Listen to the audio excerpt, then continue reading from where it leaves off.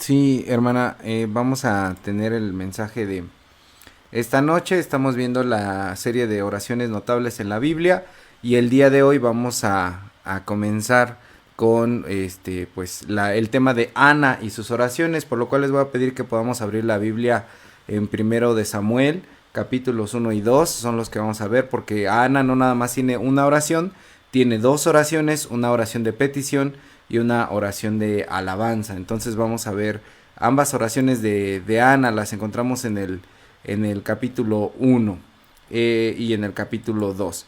Muy bien, pues bueno, en el capítulo 1 nos encontramos con pues la historia de Ana, que inicia este libro de Samuel, y quizá pues la conocemos. Para recapitularla podemos dividir en cuatro momentos. Primeramente se nos dice que Ana era esposa de Elcana, y Elcana también tenía otra esposa que se llamaba Penina. Y pues bueno, resulta que Penina podía tener hijos y Ana no podía tener hijos, era estéril, ¿no? Y después viene un momento en el que vemos cómo se da una humillación de parte de Penina hacia Ana, porque pues recuerden que en aquel tiempo, como hemos hablado, pues la esterilidad era una cuestión de maldición, sin que se supiera realmente de dónde provenía, ¿no? Se interpretaba meramente como que Dios por alguna razón estaba enojado con esa persona que tenía esterilidad, y era para con las mujeres. En ese momento, pues al no haber los exámenes médicos científicos que tenemos nosotros, se culpaba solamente a la mujer de la esterilidad. No se podía concebir como que un hombre pudiera ser estéril. Y pues bueno, la responsabilidad o la vergüenza social y un montón de cosas económicas que eso implicaba recaían sobre la mujer, ¿no? Y por lo tanto, pues Penina se burlaba constantemente de Ana, sobre todo cuando Elcana llevaba una vez al año la oración de la ofrenda de paz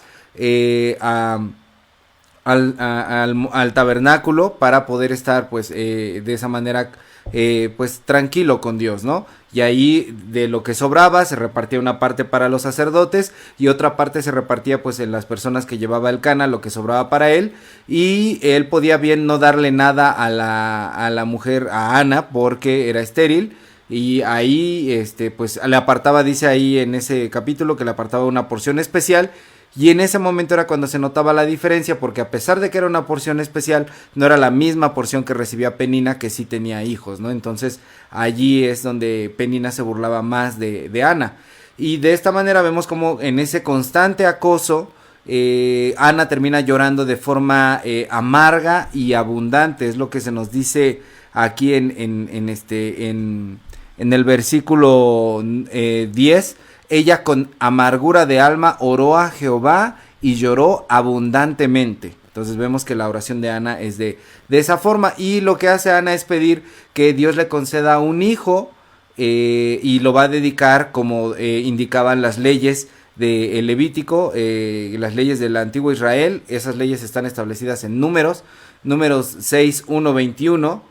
Esos 21 versículos se ve este voto de nazareo o de nazareato que se hacía, y que básicamente consistía en que no podía, la persona que era nazarea no podía tener relaciones sexuales, no se podía cortar el cabello, no podía tomar bebidas embriagantes, no podía tocar cadáveres de muertos. Un personaje que vemos así también es Sansón, que más adelante Sansón rompió todas las reglas de lo que un nazareo se supone que no debía de hacer. Pero aquí entonces vemos como Ana promete que su hijo, si Dios le concede un hijo, va a ser nazareo, dedicado a Dios. Este nazareato podía ser de por vida o podía establecerse como un lapso de años en los cuales la persona dedicada iba a permanecer bajo estas condiciones, ¿no? Y mientras ella está orando se da un cuarto momento, que es una confusión, porque entra el sacerdote Elí. Y Elí piensa, como ve que está moviendo sus labios pero no emite ningún sonido porque estaba orando para su corazón, piensa que está ebria y le dice: mujer, digiere tu vino. Y entonces ella le dice: no estoy borracha, y le confiesa ahí su corazón, ¿no? Le dice: lo que me sucede es esto. Y ahí Elí entonces cambia su manera de pensar y de ver a Ana. Entonces termina orando por ella, la bendice y Ana se va. Esa es en resumidas cuentas la historia que vemos ahí en el capítulo 1. De lo que está sucediendo, y podemos entender varias cosas de esta historia, de esta oración, de las oraciones de Ana. Vamos primeramente con la oración de petición, cómo es que hay cosas que se reflejan para nuestra vida. Primeramente, vemos cómo los problemas suceden, como había un programa antes aquí en la televisión mexicana, hasta en las mejores familias, ¿no? Porque se nos dice que Elcana era un varón realmente piadoso. Él cumplía con todos los propósitos de la religión, con todos los requisitos de la religión de su época, hacía las ofrendas, y es más, se refleja que era piadoso en el hecho de que no se había divorciado de Ana, siendo que se podía divorciar de Ana, darle una carta de divorcio por el hecho de que ella no le daba hijos, y ese era un motivo de justificado en aquella época de divorcio para correrla de la casa y enviarla sin un peso en la bolsa. Sin embargo, vemos que Elcana realmente amaba a esta mujer y no decide pues echarla por la calle, ¿no? Entonces vemos ahí un reflejo de cómo Dios también, a pesar de que nosotros no tengamos nada, nos ama también a nosotros, ¿no? A pesar de que tengamos cosas malas, a pesar de que tengamos deficiencias, Dios siempre muestra su amor. Digamos que de alguna manera aquí Elcana forma, es una figura de Dios mismo, ¿no? Y bueno, decía yo que estas dificultades ocurren hasta en las mejores familias, porque a veces se piensa dentro de algunos grupos cristianos y algunos cristianos llegamos a pensar que estar con Dios o que tener fe de alguna forma nos hace invencibles y nos hace invisibles al mal, que nada nos va a pasar, que es una especie de campo de protección en el cual Dios se convierte en un amuleto de la suerte. Tengo que estar bien con Dios para que Dios me proteja de todos los males. Los que estamos bien con Dios, estamos bien, no nos ocurren este tipo de situaciones, de desgracias, ¿no? Entonces transformamos a Dios en una especie de fetiche. Como esos muñequitos que se cuelgan ahí en el parabrisas, o que se ponen en algún lugar especial de la casa, que dicen van bendecidos, esto le va a dar protección a tu casa, ¿no? O a esos hermanos que tienen la Biblia abierta así en el Salmo 23 con una velita, un salero, un vaso con agua, y dicen aquí está para que la protección a esta casa entre, ¿no? El Salmo 91 o el Salmo 121, que siempre son como lo que se tiene abierto las Biblias en esos salmos, ¿no? Sin embargo, entendemos que la fe no es así, que la fe no es un camino en el cual nosotros nos hagamos de repente invencibles a cualquier problema o cualquier dificultad que pueda existir. Y aquí alguien podría preguntarnos, entonces, ¿de qué te sirve tener fe? ¿Para qué quieres estar con Dios? ¿Para qué te sirve todas esas cosas que tú crees, si a final de cuentas estás tan expuesto como cualquier persona que no cree en Dios? Bueno, ¿cuál es la respuesta? Podemos ver que si bien no tenemos un campo de protección, cuando estamos con Dios, los problemas se transforman en oportunidades. El poder tener fe nos permite entender nuestra realidad de otra forma, y entonces vemos los problemas como una especie de oportunidad. Vemos las dificultades como posibilidades de crecer, de transformar. Vemos las preocupaciones ya no solamente como preocupaciones que nos desgastan toda la madrugada pensando en qué va a pasar, en cómo vamos a resolver esos problemas, sino que para un cristiano las preocupaciones se transforman en tiempos de oración.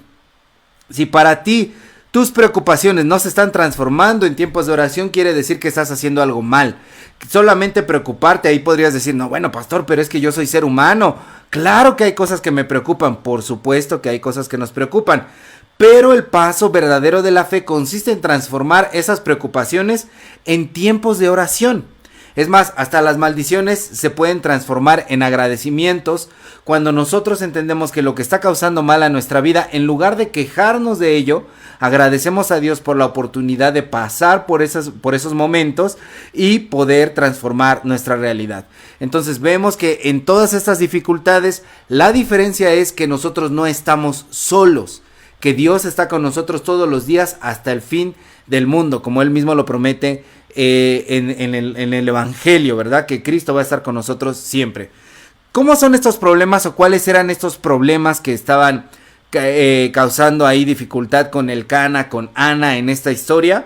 Bueno, en primer lugar, pues son los mismos problemas que ocurren con nosotros. Vemos que son problemas a veces de orden biológico o natural. Problemas de orden biológico o natural. En específico, aquí ¿qué pasaba? Ana era estéril. Y esta parte de la historia nos recuerda que nosotros no debemos atribuirle significados bíblicos o significados teológicos a nuestros problemas naturales o a nuestros problemas biológicos. A ver, ¿qué estoy diciendo? Lo que estoy diciendo es que cuando viene a ti un problema natural, como puede ser una enfermedad de cualquier tipo de enfermedad, lo menos que debes hacer es empezar a atribuirle un significado bíblico o teológico. Ah, es que esto está pasando porque Dios me quiere probar. Dios me quiere hacer crecer. Yo no sé qué es lo que yo le haya hecho a Dios, pero Dios me quiere dar una lección a partir de esto. O me está castigando Dios a través de esto. No. El peor error que podemos cometer es atribuirle esos significados bíblicos, esos significados teológicos, porque tarde que temprano esta fórmula va a terminar dañándonos, va a terminar haciéndonos daño y a tener una mala percepción de quién es Dios, cómo actúa Dios. Cuando tú piensas de esa manera que la enfermedad que tú estás pasando o cualquier desastre natural, estoy diciendo problemas naturales o biológicos, un terremoto, un tsunami, una tormenta, una inundación, cualquier tipo de dificultad natural o cualquier tipo de dificultad biológica no tienen ninguna relación con Dios.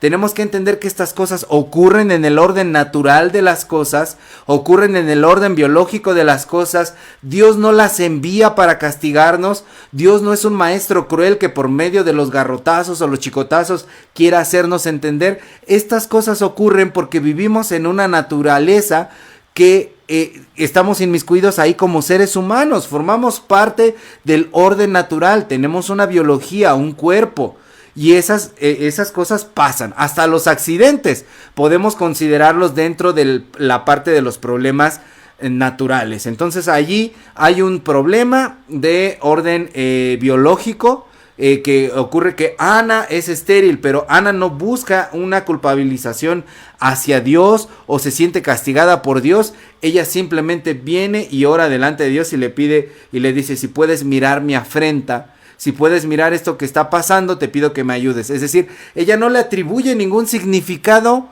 bíblico o teológico y dice: esto me está pasando porque Dios quiere esto. No. ¿Cuándo ocurren estos problemas? Si a ti te pasó un desastre natural, si a ti te pasó una enfermedad biológica y si a ti te pasó una desgracia por un accidente, no debes buscarle ese tipo de significados. Lo que debes hacer es venir a Dios a refugiarte en esos momentos, pero no atribuirle a la voluntad de Dios que eso haya ocurrido. Y constantemente, cuando una persona fallece, cometemos el error de decirles: Dios así lo quiso. Como si nosotros comprendiéramos la voluntad de Dios de manera tan cierta, tan grande, tuviéramos una inteligencia y una sabiduría superior que pudiéramos comprender realmente si Dios así lo quiso o no. Estas cosas ocurren, la muerte es algo natural, los accidentes ocurren por pura probabilidad o estadística.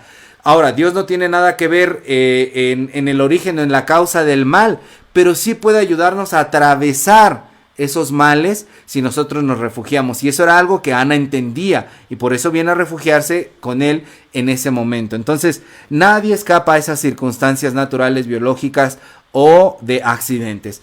Y el otro tipo de problemas que ocurren son los del orden provocado. ¿Qué pasa aquí? Penina está haciendo constantes burlas a Ana. Eso ya es una provocación y proviene de la voluntad humana. De la voluntad humana de Penina, que quiere molestar a Ana y quiere humillarla y quiere hacerla sentir menos, y de alguna manera también era una lucha de poderes entre mujeres, tal como la que vimos entre Agar y Sara. Esta lucha de poder entre mujeres por quién era la verdadera señora de la casa, ¿no?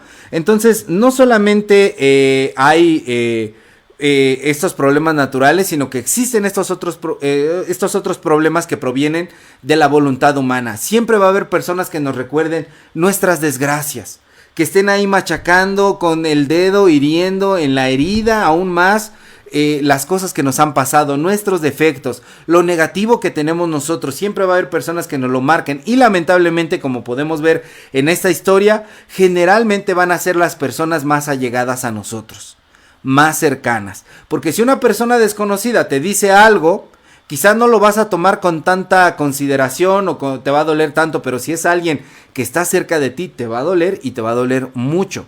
Por lo tanto, a través de este tipo de problemas provocados, Lo que podemos entender en la actitud de Penina hacia Ana es que nosotros debemos de ser muy cuidadosos con las palabras que hablamos hacia las personas a las que llamamos los nuestros, hacia nuestras familias. ¿Cuántas veces no herimos como padres a nuestros hijos remarcándoles siempre lo negativo?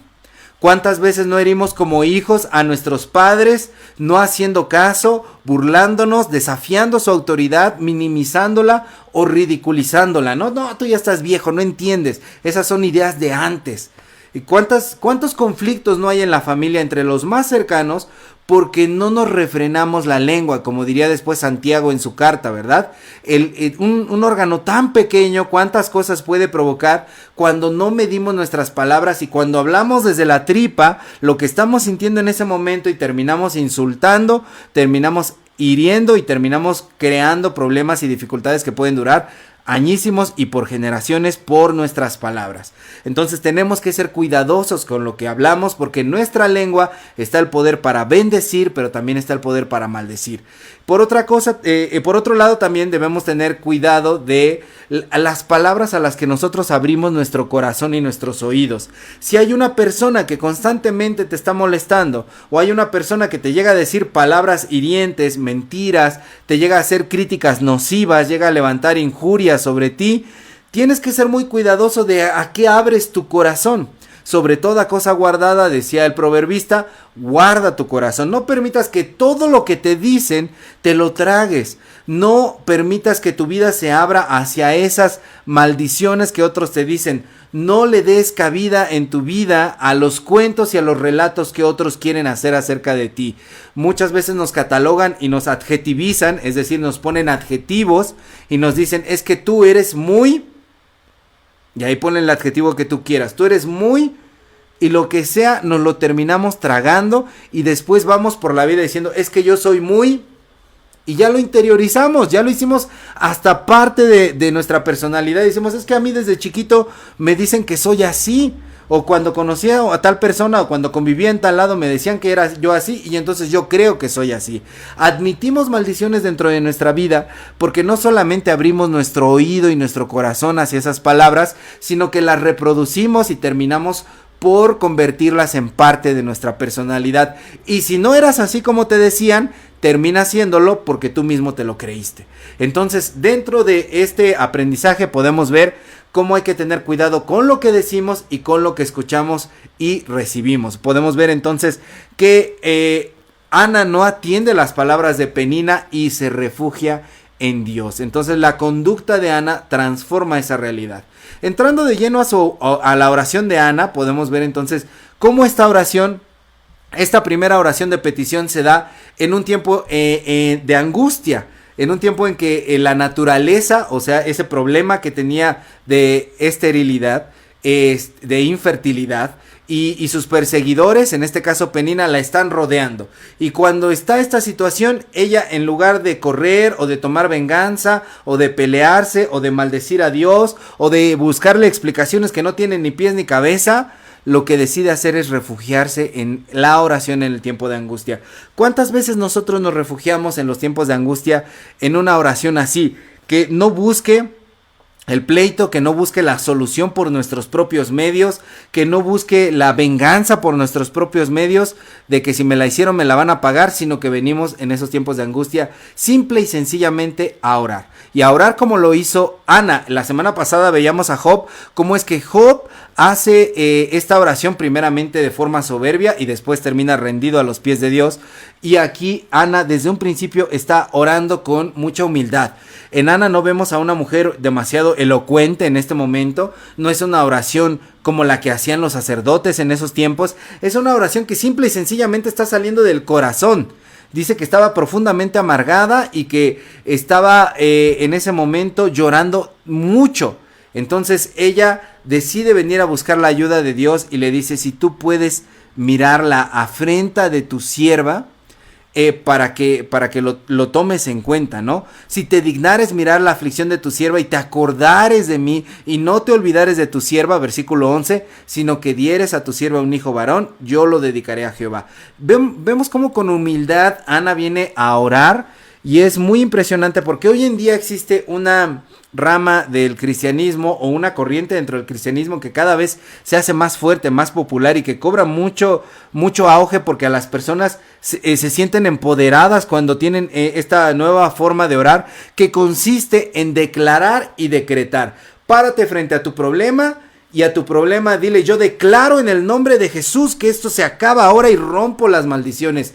Decreto en el nombre de Jesús. Hay quien hasta ahora diciendo: en esta hora yo envío a las huestes de los ángeles a que acaben con este problema que está pasándome, y yo decreto en el nombre de Jesús que hay victoria. La iglesia poco a poco se empieza a llenar de eso en todos los sectores. Esto no ocurre nada más en las iglesias neopentecostales, sino que está mezclándose ahí en todas las iglesias, y nos habla de una actitud de una iglesia que se ha olvidado de Dios. Una iglesia que ahora se cree súper autosuficiente, que pueden incluso mandar a los ángeles, decretar como por sus propias palabras que una realidad se acaba. Y eso no se llama cristianismo, eso se llama pensamiento positivo, metafísica, que es lo que ahora se practica dentro de muchas iglesias, la declaración, los decretos, y se le dice al problema: porque Dios nos ha dado autoridad, entonces ahora yo declaro esto, decreto que este problema se acaba.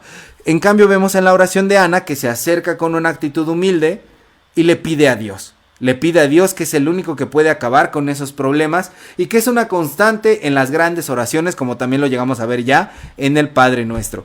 Algo que también llama mucho la atención es el tiempo que ora Ana. Y aquí les voy a pedir por favor que ustedes me ayuden. ¿Quién puede leerme el versículo 9 y el versículo 18? Primero de Samuel 1, versículos 9 y 18. ¿Qué dicen esos versículos? Por favor, quien lo tenga, adelante, léalo. Dice así la palabra de Dios: y se levantó Ana después que hubo comido y bebido en Silo. Y mientras el sacerdote Eli estaba sentado en una silla junto a un pilar del templo de Jehová. ¿Y cuál otro, pastor? 18. Y ella dijo: halle tu sierva gracia delante de tus ojos. Y se fue la mujer por su camino y comió y no estuvo más triste. Gracias, hermana. ¿Alguien notó cuál es la palabra que se repite en los dos versículos? ¿Cuál es la acción que Ana hace? ¿Comido y bebido? Comió. Antes de orar, come. Después de orar, come. ¿Cuánto tiempo pasó ahí Ana orando como para que le volviera a dar hambre? Este es un detalle que cuando lo vi en algunos comentarios me pareció muy hermoso, porque cuando realmente disfrutamos estar con Dios, el tiempo se pasa volando. Y no hay como de que tengo que orar 5 minutos, 15 minutos o 1 minuto, que a mí me pasaba, que oraba 1 minuto, yo ya le había dicho todas las cosas a Dios y me levantaba del amén y veía el reloj y apenas había pasado 1 minuto.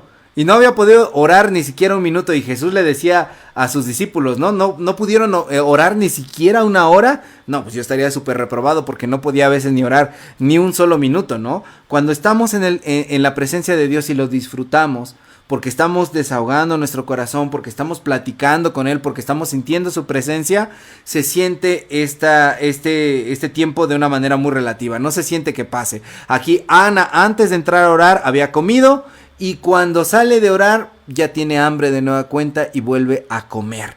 El tiempo se pasa volando con las personas con las que disfrutamos estar, ¿no? En un lugar en el que odiamos estar, ahí estamos nada más contando los minutos, a qué hora se acaba esto, por favor, que el pastor ya se calle, no deja de hablar, se echa unos sermones muy largos, por favor ya, que alguien lo calle, que le ponga un bozal. Cuando estamos en la presencia de Dios y lo disfrutamos, realmente el tiempo se pasa volando. Y es lo que le sucede ahí a Ana. A Ana se le pasa el tiempo, y tanto así que se dan las horas entre comidas. ¿Qué les gusta? 4, 6 horas entre que pudiera haber estado orando. Yo nada más digo así como el tiempo que llega a haber a veces entre el desayuno y la comida, o la comida y la cena. 4 o 6 horas más o menos es lo que podríamos decir que Ana estuvo allí llorando delante de Dios, ¿no? Y la oración que hace Ana es una oración muy específica. A veces decimos: ¿por qué quieres orar? No, por mi familia, por la salud. Son oraciones a veces muy generales, no que no se valga orar por eso, pero Ana nos enseña a orar por cosas muy específicas. Te pido que me des un hijo varón al cual yo voy a dedicar para esto. Y de esta manera comprendemos cómo la motivación de Ana no es una motivación egoísta. La petición que ella tiene es, por un lado, para vindicarse, para reivindicarse como mujer en el papel en la sociedad, por esa constante humillación, por ese dolor interno que debió existir en su pecho por no poder ser mamá, ¿no? Pero también vemos cómo no era egoísta, porque decide hacer exactamente lo que cualquier mujer que estuviera en ese caso no haría, lo cual es poder orar para perder después a su hijo, para entregarlo después a las manos de Dios, al servicio a Dios, a que estuviera con los sacerdotes y no volverlo a ver. Entonces Ana nos enseña a orar no para nuestro propio interés, sino para poder agradar a Dios. A veces nuestras palabras solamente buscan satisfacer la necesidad específica por la cual nosotros estamos atravesando, y se nos olvida pedirle a Dios que lo que sea que Él nos vaya a responder, Él se glorifique en eso. Señor, lo que tú me vas a responder, glorifícate en medio de esta situación. Yo en mi corazón tengo pedirte esto, pero tú haz lo que sea para darte honra y gloria a ti. El resultado, si nosotros agregáramos eso a nuestras oraciones, también nuestra vida de oración y nuestra propia vida se transformaría, porque estaríamos buscando, como decía Jesús, el reino de Dios y su justicia primeramente, y lo demás después sería añadido. Entonces vemos cómo Ana nos muestra también la importancia de saber prometer a Dios y cumplir, porque Ana al final del capítulo cumple. Eclesiastés 5 del 4 al 6 dice algo muy importante sobre las promesas. Alguien que nos ayude buscando, por favor, Eclesiastés 5 del 4 al 6 y que lo lea. Eclesiastés 5 del 4 al 6.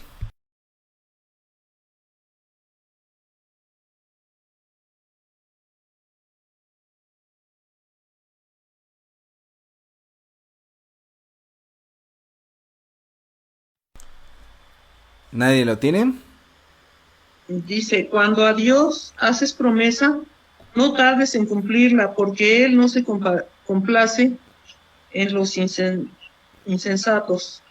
Cumple lo que prometes. Mejor es que no prometas, y no que prometas y no cumplas. Amén. Gracias, hermana. Vemos algo muy característico de la oración de Ana, que es la promesa. Y la promesa Dios se cumple, porque Dios cumple todas sus promesas. Entonces aquí el escritor de Eclesiastés nos advierte, si no vas a cumplir lo que vas a decir, no lo prometas a Dios, ¿no? ¿Cuántas veces no venimos delante de Dios y le decimos, voy a dejar de hacer esto, te lo prometo, pero tú ayúdame con esta situación? Es mejor que no acumulemos esas cosas sobre nuestra cabeza de incumplirle a Dios promesas, y que mejor nos callemos. Porque si vas a prometer algo, te vas a comprometer, ¿no? Entonces vemos cómo Ana era no solamente una mujer de oración, sino una mujer de compromiso, que llevaba su oración a la aplicación y a la realización en la vida misma. Cómo es que nosotros, en el momento en el que nos acercamos a orar, no solamente debemos de orar pidiendo, sino comprometiéndonos. A lo mejor no prometiéndole algo específico a Dios, aquí como Ana lo está diciendo, yo te lo voy a dedicar, sino que nuestra oración realmente se vuelva un diálogo en el cual podamos comprometernos a ser cada vez mejores cristianos, a ser cada vez mejores padres, a ser cada vez mejores hijos, a ser cada vez mejores trabajadores, estudiantes, lo que sea lo que nos dediquemos, Señor, yo quiero comprometerme delante de ti, quiero ser mejor cada día, ¿no? Entonces hay que ser cuidadosos con lo que prometemos a veces dentro de nuestras oraciones, pero la actitud de compromiso tiene que existir siempre. Entonces Ana nos muestra que las personas de oración son personas comprometidas, y por eso también decide ponerle a su hijo Samuel, Shemuel, o Shema en hebreo, que significa Dios escucha, porque Dios está vivo. Dios me escuchó, y Samuel después va a ser el que escucha a Dios, ¿no? Recuerden ese pasaje en donde ya el joven Samuel escucha la voz de Dios y dice, ¿me hablaste?, le dice al sacerdote, porque aquí vemos cómo ella entiende que su oración es escuchada, y como hay alguien que te está escuchando, te puedes comprometer con esa persona. Cuando tú estás hablando con alguien que te das cuenta que te está poniendo atención, que te está escuchando, que te está haciendo caso, dices, vale la pena estar aquí, me quiero comprometer a poder estar de frente con esta persona y a poder realizar de lo que estamos hablando. Entonces Ana se siente escuchada y dice, me puedo comprometer con este Dios vivo, no le estoy hablando a la pared, no le estoy hablando a la nada. Sé que aquí hay alguien que me escucha, que es real, y por lo tanto yo tengo que cambiar mi manera de ser, ¿no? De entender. Y finalmente podemos ver que en la oración de Ana, como decíamos, había muchas lágrimas, pero no son sus lágrimas las que hacen que Dios escuche esta oración. ¿Por qué? Porque en aquel entonces existían las plañideras, estas mujeres que se dedicaban a ser contratadas, a hacer lamentaciones y llantos cuando alguien moría, eran llevadas así para hacer más escándalo, incluso cuando un político, un gobernante importante moría, así como para llorarles y ver, qué tan querido era esta persona. No es el llanto el que conmueve el corazón de Dios, sino la fe de Ana, la que se acerca desde siempre con esa fe para saber que Dios le está escuchando en ese momento, ¿no? Y bueno, viene una segunda oración. Ahora cambiemos al capítulo 2. En el versículo 28, el primer capítulo termina diciendo que una vez que ya Ana le nace Samuel, va, entrega al niño, lo deja con los sacerdotes sabiendo que no lo va a volver a tener como hijo, y dice, y adoró allí a Jehová. Adoró allí a Jehová. En el día de más dolor para una madre, separarse de su hijo, allí ella adoró a Jehová. Y el capítulo 2, los primeros 2 versículos empiezan diciendo, mi corazón se regocija en Jehová, mi poder se exalta en Jehová. Noten lo que está diciendo, porque Ana no está diciendo, ay, qué bueno que me separé de mi hijo. Mi corazón está contento porque me separé de Samuel. Mi corazón está contento porque ya no voy a volver a ver a este chamaco. No, lo que está diciendo Ana es, mi corazón se regocija en Jehová. Eso quiere decir que en los momentos más difíciles, en las situaciones más desesperadas, cuando no tenemos nada de qué regocijarnos, cuando todo es problema, cuando todo es el peor panorama de nuestras vidas, podemos alegrarnos en Dios. No nos alegramos como cristianos en que nos está yendo mal. Ay, qué bueno que me está yendo mal el día de hoy. Aleluya, gloria a Dios. No. Hoy que me está yendo mal, quiero refugiarme en ti, Dios, quiero alegrarme en ti, quiero estar orando, quiero leer mi Biblia, quiero estar en el templo, quiero estar en las reuniones, quiero escuchar una predicación, quiero alabarte. En ese momento no tengo motivos aquí alrededor para poder estar contento, pero si vengo y tengo comunión contigo, puedo estar contento. Y no solamente contento, sino que dice Ana, mi poder se exalta en Jehová. Ahí siento cómo recobro energías, cómo recupero el ánimo, cómo me vuelvo más fuerte en ese momento, ¿no? Dice también ahí adelante, mi boca se ensanchó sobre mis enemigos. Aquí vemos cómo Ana hace una referencia a Penina, que siempre le hacía burla, pero no siente Ana un deseo vulgar de venganza, de querer agarrársela de las greñas, darle unas cachetadas y decir, mira, ya tuve un hijo y tú no, ahora sí, te voy a agarrar a golpes, ¿no? Sino que se alegra en que Dios le ha permitido ver que lo que las personas que hablaban mal de ella no era cierto. No eran ciertas esas cosas. Dios le ha permitido ver que no eran ciertas las cosas que otros hablaban mal de ella. Y por eso siente ese sentido de reivindicación. Me alegro, mi boca se ensancha sobre mis enemigos, sobre las palabras de aquellos que intentaron herirme, porque Dios me ha mostrado su salvación. Por eso me alegré en tu salvación, dice ahí adelantito, ¿no?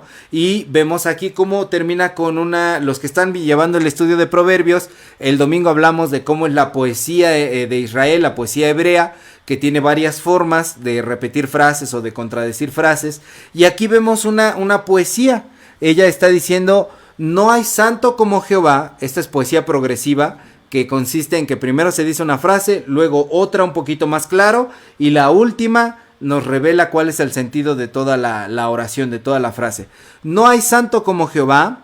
Segunda frase, porque no hay ninguno fuera de ti. Tercera frase, y no hay refugio como el Dios nuestro. Entonces aquí, a manera de poesía, Ana nos está diciendo progresivamente que, dado que no hay nadie como Dios, Dios es el mejor refugio que nosotros podemos tener. El hecho de que nosotros hablemos de un Dios grande, de un Dios gigantesco, de un Dios todopoderoso, no es nada más como lo hacían otras civilizaciones o culturas, de decir, mi Dios es más fuerte que el tuyo, es muy poderoso, es muy grande, es muy lejano, castigador, fuerte, con voz de trueno. No. El hecho de que Dios sea gigantesco significa que Dios es el refugio más dulce, más tierno, más amoroso que podemos llegar a encontrar. Esa es la grandeza de Dios, ese es el poder de Dios, su amor, el amor de Dios. Y aquí Ana dice, sentí el amor de Dios en el momento más terrible de mi angustia, yo sentí que Dios era mi refugio. Tengo un Dios fuerte. Cuando estoy pasando por momentos difíciles, tengo un Dios en el cual me puedo refugiar. Y ahora en el versículo 3 sigue diciendo, no multipliquéis palabras de grandeza y altanería. Y nos está diciendo, nos habla acerca de los arrogantes, de los orgullosos. Y qué bueno sería que todos nosotros nos calláramos un rato cuando somos como Penina. Cuando nos ensañamos con los demás, cuando molestamos a los demás, cuando le hacemos el mal con nuestras palabras a los demás. Hoy en día se habla mucho del bullying, ¿no? El bullying es cuando ya para la otra persona a la cual tú estás molestando ya no es gracioso. Cuando para esa persona ya no es gracioso, eso ya es bullying, ¿no? Ya es un acoso verbal, incluso puede ser hasta un acoso físico de molestar a la otra persona. Y a veces dentro de nuestro ámbito familiar, nuestro círculo más cercano, nos excedemos mucho haciéndole burla a alguien de la familia, diciéndole cosas a alguien de la familia, metiéndonos de más en sus asuntos, juzgando, tratando de enseñarles según nosotros, porque somos cristianos y sabemos el bien y el mal, tratar de decirles que está mal lo que están haciendo, y cuando para la otra persona ya no es agradable, cuando ya es hiriente, cuando ya es molesto, es momento de callarse un rato. No multipliquemos las palabras de grandeza y de altanería. Esta oración de alabanza que está haciendo Ana tiene muchísima enseñanza. Podemos ver más adelante en los versículos 4 al 8 cómo es que nos habla la idea de cómo es que Dios cambia el orden o invierte los poderes del mundo. Cómo es que a los que se creen mucho, dice, los saciados ahora están alquilándose por pan. Los que creían que lo tenían todo ahora andan mendigando. Los hambrientos dejaron de tener de hambre. Dios siempre cambia el orden de las cosas, y eso lo vemos reflejado en el niño Jesús, en el bebito Jesús, que en el momento en el que Jesús nace, ¿verdad? Vemos cómo está en un comedero de animales, en la peor pocilga, pero en ese momento ahí está el rey del universo. Dios siempre entorpece la sabiduría de los grandes de la tierra, el poder de los grandes de la tierra, y nos muestra cómo es que Él cambia las cosas. Y este nuevo cambio del orden del poder, como es mostrado en Dios, nos lo dice también Lucas 14 del 7 al 11, no lo vamos a leer ahorita, pero en Lucas 14 del 7 al 11 Jesucristo nos habla de que cuando tengamos la oportunidad de que nos seamos puestos en un lugar alto, una posición política alta, un momento en el que nosotros podamos tener cierto poder, cierta influencia sobre nuestra sociedad, sobre nuestra colonia, sobre nuestra calle, es momento de pensar en el poder como Dios lo hace. Dios nos puso allí para que nosotros pudiéramos servir. Cuando somos puestos en alto, es momento de buscar un lugar bajo, debajo de Dios, ser humillados debajo de Dios. Y si Dios me puso en un lugar alto, es para que yo sea humilde, para que no me emborrache de poder, sino para servir a los demás. Para que sirvamos a los otros y no nos sirvamos de los otros, ¿no? Ana es una mujer que en su propia experiencia está hablando en esta oración, porque a ella le ha tocado estar abajo y ahora ella está engrandecida, y justo cuando Dios le da un hijo, un varón, ella podría reclamar ser la señora de la casa, ella podía decir, mi hijo se va a dedicar a lo más noble que alguien se podría dedicar en esta civilización que es de Israel, servirle a Dios, va a estar con los sacerdotes de Dios, va a estar en el lugar más privilegiado. Ana tenía ya en ese momento todo el poder de poder burlarse de Penina, de ponerse por encima de Penina, de burlarse ahora a ella y humillarla. Y sin embargo, Ana no lo hace de esa forma. Ora diciendo que se callen las palabras de altanería, que se callen las palabras arrogantes, porque Dios cambia el orden de las cosas. Somos puestos en alto para servir. Y si tú tienes algún grado de responsabilidad, es por eso. Seamos como Ana, que cuando Dios nos concede el poder estar encima de los demás, es para poder estar debajo de Él y para servirle a los demás. Finalmente, en los versículos, la segunda mitad del versículo 8 y el versículo 10, esta oración termina diciendo, para hacerle sentarse con príncipes y heredar un sitio de honor, porque de Jehová son las columnas de la tierra y él afirmó sobre ellas el mundo. Aquí Ana está diciendo que las columnas de la tierra las tiene Dios. Dios tiene el control de todas las cosas, no importa la situación que te esté pasando. Muy en especial podemos pensar que Ana está pensando y reflexionando en ese momento en lo que ella acaba de atravesar. Y por eso dice, Dios tiene el control de las cosas. No sabemos, no entendemos cómo funciona a veces la vida, no entendemos cómo funciona la naturaleza, por qué pasan las cosas que pasan, y no somos destinados a entenderlo todo. Como seres humanos siempre queremos saberlo todo, comprenderlo todo, que Dios nos rinda cuentas de todo. ¿Por qué estás haciendo esto, Dios? Pero no somos seres que podamos comprenderlo todo. En ese momento Ana expresa una de las oraciones más humildes y dice, de Jehová son las columnas de la tierra. Y sigue diciendo más adelante, él guarda los pies de sus santos, mas los impíos perecen en tinieblas, porque nadie será fuerte por su propia fuerza. Delante de Jehová serán quebrantados sus adversarios, y sobre ellos tronará desde los cielos. Jehová juzgará los confines de la tierra, dará poder a su rey y exaltará el poderío de su ungido. ¿Qué es lo curioso de esta frase con la que termina la oración? Que en ese momento ni había rey ni había ungido. Israel estaba pasando por la época de los jueces y no tenían reyes, pero aquí Ana dice que Dios dará poder a su rey. Quizá el pueblo ni siquiera estaba pensando en tener un rey en ese momento, quizá algunos sí, porque después vemos que hay un reclamo de parte del pueblo, queremos tener reyes como las otras naciones. Pero aquí no había rey ni había ungido. Esta palabra ungido en hebreo es Mesías o Mashiach y en griego es Cristo. El ungido de Dios. Ni había Cristo ni había rey. Sin embargo, allí Ana está diciendo que juzgará los confines de la tierra, dando poder a su rey y exaltando el poderío de su ungido. Posteriormente, es el mismo hijo de Ana, es el profeta Samuel, el que va a ungir al primer rey, tanto Saúl y después al rey David. Y allí después los profetas y los reyes van a tomar estas palabras de el Mesías, pero la primera en pronunciar esta palabra en el texto bíblico es Ana. Es la primera en hablar de un Mesías. Ni siquiera fue el profeta Isaías, el profeta Jeremías, no es el rey David, no, es Ana, una mujer que tiene esta visión en su oración de poder hablar esas cosas. A veces cuando nos metemos en oración, hermanos, hablamos cosas que aún no suceden, que aún no entendemos, pero que cuando pasan nos maravillamos cómo es desde aquel momento Dios movía nuestro corazón a hablar de esas formas. Yo no sé si a ustedes les ha pasado, pero a veces empezamos a orar por algo en particular y viene una idea a nuestra mente, a nuestro corazón que la pone Dios y nos dice, ora por esto en específico. Tú no entiendes en ese momento por qué. Tú no entiendes a qué se refiere esa palabra, pero empiezas a decirlo y después cuando ves el cumplimiento de eso te maravillas y das gloria a Dios porque Dios ha utilizado tus labios, tu vida para hablar cosas que aún no sucedían y que se transformaron en una realidad. La oración de Ana, las palabras de Ana, el contenido de esta oración después es tomado por reyes, después es tomado por profetas. Eso quiere decir que nuestras oraciones pueden llegar a trascender. La oración de Ana, ese contenido de la oración de Ana después es tomado por su propio hijo Samuel cuando unge a los reyes. Tus oraciones pueden trascender y transmitirse a las próximas generaciones. Cuando tus hijos te vean orar, cuando tus nietos te vean orar, cuando vean la forma en la que tú estás pidiendo a Dios, vas a generar no solamente un ejemplo, sino que van a recordar, mi abuelita oraba así.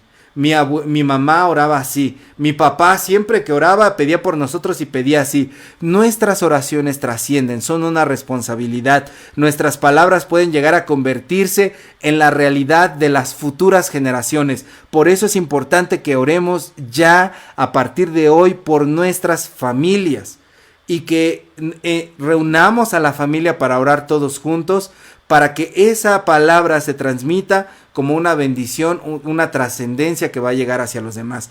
Y estas palabras de la oración de Ana no se quedaron allí. Zacarías, el papá de Juan el Bautista, en Lucas 1:69, repite las oraciones de Ana, vuelve a citar ahí en Lucas 1:69, la parte que dice, nos levantó un poderoso Salvador en la casa de David su siervo. Dice, que está hablando del ungido.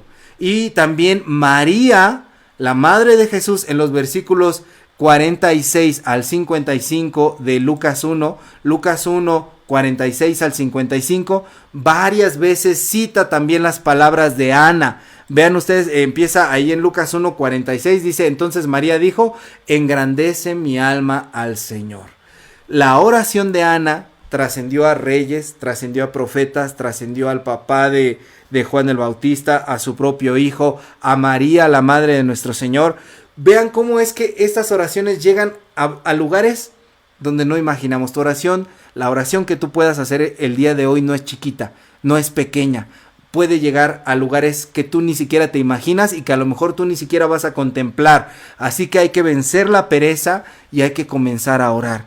Hay que dejar de ser perezosos y ociosos en ese sentido, porque nuestras oraciones trascienden más allá. Entonces vean cómo estas dos oraciones de esta mujer, tanto la oración de petición como la oración de alabanza, tienen tanto que ver con nuestra vida de oración y nos enseñan cómo es que podemos disfrutar de este tiempo con Dios, cómo es que podemos venir a Él en medio de esas angustias y en lugar de buscar explicaciones absurdas culpando a Dios y diciendo Dios quiere de esto de mí, venir en ese momento a refugiarnos en Él, y si Dios nos entrega lo que hemos estado pidiendo, alabarlo y ser humildes delante de Él. Espero que esta oración bendiga sus vidas, que la puedan volver a releer esta semana, que ustedes puedan descubrir nuevos significados en la oración de Ana y que sea de mucha, mucha bendición. La próxima semana vamos a ver la oración de arrepentimiento de David en el Salmo 51. La oración de arrepentimiento de David, así que primeramente Dios, estaremos hablando de ese tema y pues vamos a orar para terminar la reflexión. Gracias Dios por este tiempo que nos dejas aprender de las oraciones de Ana, esa sierva tuya, Señor, que movió su corazón, Señor, a estar contigo y que de ella podemos aprender tanto en este día, Padre. Gracias, perfecciona nuestra vida de oración y que nuestra alma verdaderamente te engrandezca, Señor, y que nos gocemos en ti en el día de nuestra aflicción. En el nombre de Jesús. Amén.